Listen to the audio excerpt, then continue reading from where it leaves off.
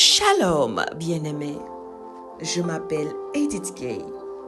Bienvenue sur cette plateforme Le Réveil des Héroïnes, ministère de restauration et de restitution de la femme, de la jeune fille. Que le Seigneur te bénisse, que le Seigneur te localise, que le Saint-Esprit te fasse du bien. Bien-aimés, nous poursuivons notre grand thème du mois qui parle de la louange, de la célébration à l'Éternel, afin de permettre au Seigneur de briser le joug de l'oppresseur.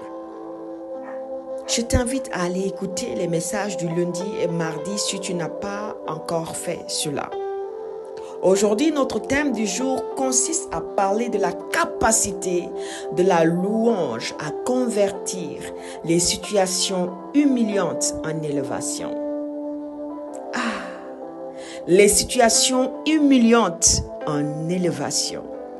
Aujourd'hui, Dieu s'adresse particulièrement à des personnes qui vivent dans la honte, dans l'humiliation, dans le rejet.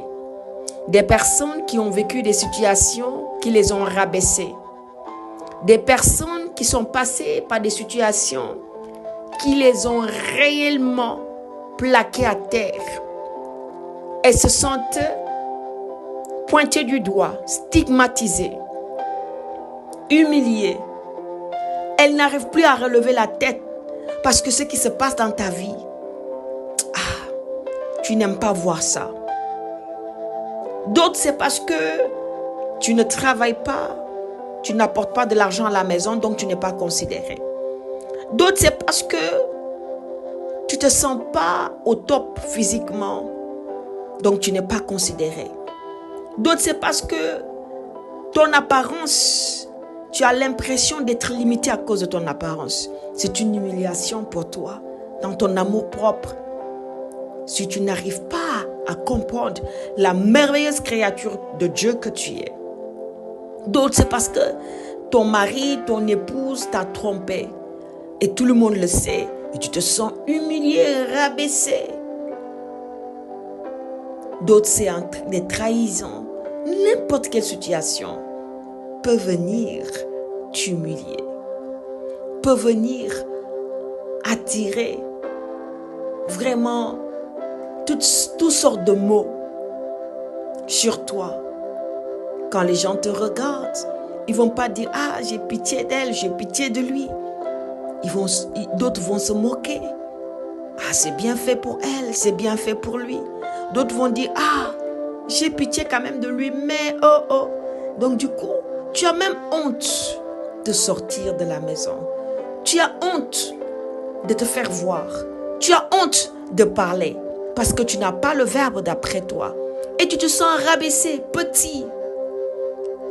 Cette femme samaritaine qui avait du mal à aller puiser de l'eau en même temps que les autres femmes du village. Elle attendait que tout le monde puisse puiser, rentrer, et elle venait seule, sous le soleil chaud, à l'heure où personne ne pense aller chercher de l'eau. C'est à cette heure-là qu'elle sort, étant convaincue qu'il n'y a personne pour la regarder, pour rire d'elle, pour la stigmatiser. Elle venait puiser de l'eau à cette heure, parce qu'elle était accablée de honte. Mais quand elle a rencontré Jésus, le Seigneur Jésus, qu'est-ce qu'il a fait? Le Seigneur Jésus a enlevé sa honte. Une grâce l'a touchée.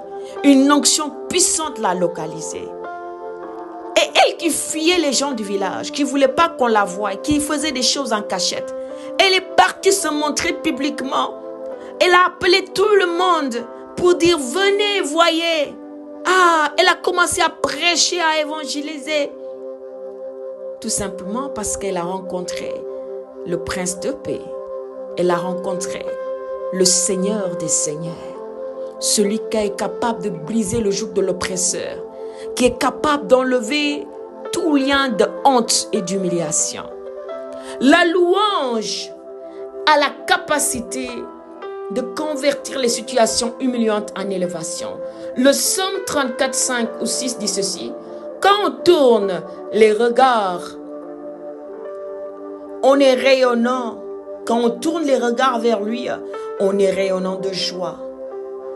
Et le visage ne se couvre pas de honte. Bien-aimé, j'aimerais te partager aujourd'hui de l'histoire d'un homme qu'on appelle Jephthé. Je vais te lire quelques versets. Dans Juge 11. Jephthé le Galadite était un vaillant héros. Il était fils d'une femme prostituée. Et c'est Galad qui avait engendré Jephthé, la femme de Galad, lui enfanta des fils qui, devenu grand, chassèrent Jephthé et lui dirent: tu n'hériteras pas dans la maison de notre père, car tu es fils d'une autre femme. Et Jephthé s'enfuit loin de ses frères et il habita dans le pays de Top. Des gens de rien se rassemblèrent auprès de Jephthé et ils faisaient avec lui des excursions. Quelque temps après, les fils d'Ammon firent la guerre à Israël. Et comme les fils d'Ammon faisaient la guerre à Israël, les anciens de Galad allèrent chercher Jephthé. Jephthé qu'on avait rejeté, Jephthé qu'on avait chassé de la maison de son père, Jephthé qu'on avait déshérité, Jephthé qu'on avait publiquement humilié, Jephthé qu'on avait publiquement rejeté. On dit qu'ils sont allés le chercher pour lui dire, viens, tu seras notre chef. Celui qui ne pouvait pas hériter de la maison de son père va maintenant hériter de tout un peuple. Ah, quelle gloire! Et nous tous, nous combattrons les fils d'Ammon à tes côtés. La parole va dire au verset 11, et Jephthé partit avec les anciens de Galad. Le peuple le mit à sa tête et l'établit comme chef. Et Jephthé répéta devant l'Éternel à Mispa toutes les paroles qu'il avait prononcées. Écoute ceci. La parole nous dit au départ que Jephthé était un héros. Mais il était fils d'une femme de vie, une femme prostituée. Et son papa va épouser légitimement une fille de son peuple. Et cette femme va lui engendrer des fils qui vont chasser à leur tour leur frère aîné, qui était un héros. Mais la parole va nous dire dans le récit au fur et à mesure qu'on lit le chapitre 11 qu'il y avait tout le temps le mot de l'Éternel qui sortait de la bouche de Jephthé. Jephthé était un héros. Ses petits frères ont grandi, ils l'ont trouvé étant un héros. Un homme qui manifeste la gloire par sa force. Le respect par sa force. Il pouvait tuer tous ses frères. Il en avait la capacité, mais il ne l'a pas fait. Parce que tout simplement, Jephthé croyait en l'Éternel. Et Jephthé, le mot de l'Éternel va sortir souvent dans sa bouche. Dans tous ses discours, il va parler de l'Éternel. Il va témoigner de l'Éternel. Quand le peuple est venu le chercher pour l'établir chef, Jephthé va leur faire jurer devant l'Éternel. Jephthé va prendre l'Éternel pour témoin entre lui et le peuple. Lui et son peuple. La parole va dire que Jephthé va rappeler à Dieu toutes les paroles qu'ils étaient dites, lui et Dieu en secret. Et le verset 12 va dire, Jephthé envoya des messagers au roi des fils d'Ammon pour lui dire, qu'y a-t-il entre moi et toi, que tu viennes contre moi pour faire la guerre à mon pays? Et il va rappeler au roi d'Ammon tout ce que Dieu a accompli dans le passé. Il va même rappeler le témoignage de Balaam et de Balak pour lui dire, es-tu mieux que Balak pour te tenir contre les enfants d'Israël? Est-ce que l'Éternel ne peut pas te traiter comme il a traité Balak? C'est-à-dire, Jephthé va rappeler au roi d'Ammon la grandeur de l'Éternel. La louange de l'Éternel était sous la bouche de Jephthé. Jephthé n'a pas renoncé à l'Éternel. S'il avait renoncé à l'Éternel, il aurait tué ses frères. S'il avait renoncé à l'Éternel, il aurait dit, à quoi me sert ma force si les miens, ma propre famille, mon sang m'a rejeté? Alors, je vais faire de ma vie ce que je veux. Mais je ne veux plus être ce héros. Je perds le goût de la vie. Jephthé pouvait perdre le goût de la vie parce que son propre sang l'a rejeté. Son propre sang l'a trahi. Ses propres frères étaient infidèles envers lui.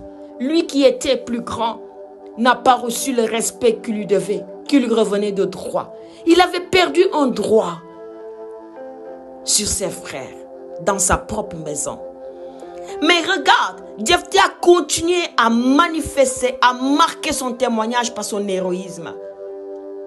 Il continua à faire des excursions avec des hommes de rien qui étaient aussi rejetés, pas considérés, qui sont venus vers lui.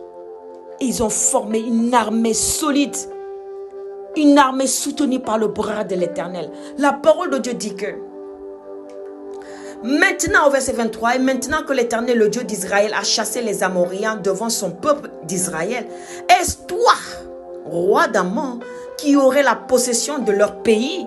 Il est en train de lui rappeler qui est l'Éternel. Oh, que la louange de l'Éternel remplit ta bouche. La parole de Dieu dit que c'est de l'abondance du cœur que la bouche parle. Je déclare et je parle sur ton cœur. Toutes ces émotions mauvaises, ces frustrations, ces sentiments de rejet, ces humiliations, ces sentiments, c'est-à-dire cet état, cet être qui t'a câblé, ce mal-être que tu sentais en toi, tout au fond de toi. Tu étais mal à l'aise à cause d'une situation humiliante. Ton cœur était rempli d'amertume et tout ce qui sort de ta bouche, c'est des lamentations. C'est des lamentations, des plaintes, des reproches, des accusations. Ah, tu penses que les hommes sont responsables de ton cas, de ta situation. Et tu reproches à Dieu le fait qu'il te regarde et ne fait rien. Ah, si Jephthé avait agi comme ça, il ne serait pas établi chef. Il ne reviendrait pas en élévation et en gloire vers son peuple. Si Jephthé avait perdu le goût de la vie, si Jephthé ne continuait pas à faire ce pourquoi il a été appelé, écoute-moi bien, son peuple n'aurait pas pensé à lui. Il aurait traité d'homme faible qui a perdu toute sa force. Mais son peuple s'est rappelé qu'il y a un homme qui est des nôtres, qu'on a chassé, qu'on a rejeté, mais qui est capable de nous sauver parce qu'il a une armée puissante qui marche avec lui. Dieu a élevé Jephthé devant ses frères. Dieu a élevé Jephthé dans sa famille. Dieu a élevé Jephthé dans son peuple. Ah, les Galadites ont reconnu que Jephthé était réellement un appelé de Dieu. Jephthé va aller jusqu'à faire un vœu à l'Éternel. Tellement il était conscient de la présence de Dieu dans sa vie. Tellement il était conscient, il était enseigné de qui est Dieu. Il connaissait le témoignage de l'Éternel des armées. Et quand il s'est adressé à son ennemi, quand il est parti pour faire la guerre à son ennemi, le roi d'Amon, il lui a rappelé toute la puissance que Dieu a manifestée en faveur d'Israël. Il lui a rappelé les défaites des ennemis d'Israël dans le passé. Il a commencé à louer Dieu dans sa grandeur. Il n'a pas dit, je suis en manque rien. On m'a rejeté, j'ai perdu le goût de la vie. Non, Jephthé a continué à manifester ce pourquoi il était appelé à être un héros, un libérateur. Jephthé est devenu un libérateur. Pas seulement d'une famille, mais des familles et des familles et de tout un peuple. Jephthé était devenu un libérateur de tout un peuple. Si Dieu l'a fait avec lui, il peut le faire avec toi. Il peut le faire avec toi. Alors pose ta main sur ton cœur et moi je vais prier pour toi. Que Dieu enlève cette amertume due à l'humiliation. Que Dieu essuie tes larmes. Et que Dieu te relève de cette situation humiliante. Et que de ta bouche, une louange s'élève pour la gloire de Dieu. Et que tu te relèves en élévation. Que ceux qui te voyaient, qui te jugeaient mal, que ceux qui ne te considéraient pas, ceux qui t'avaient rejeté, trahi, ceux qui t'avaient foulé à terre, puissent dire, ah, tu y es, oh, une personne extraordinaire. Nous avons besoin de toi. Et que toi, en toute humilité, tu reviennes pour la gloire de Dieu. Tu pardonnes pour la gloire de Dieu. Tu avances pour la gloire de Dieu. La louange est capable de convertir les situations humiliantes en élévation. Dieu t'élève ce matin. Dieu t'élève de là où tu es, de là où tu te positionnes au nom de Jésus. Ô Saint-Esprit, merci pour ce que tu fais, ce que tu as fait. Merci car tu as élevé cette personne. Tu lui donnes un témoignage. Tu as changé son histoire. Et rien ni personne ne peut changer ce que Dieu est en train de faire. Au nom de Jésus. Bien-aimé, si ce message t'a touché, je vais t'inviter à partager autour de toi afin de bénir une vie. Que le Seigneur te bénisse et te garde, que sa grâce te localise et qu'il t'accorde sa faveur. Au nom de Jésus, shalom chez toi.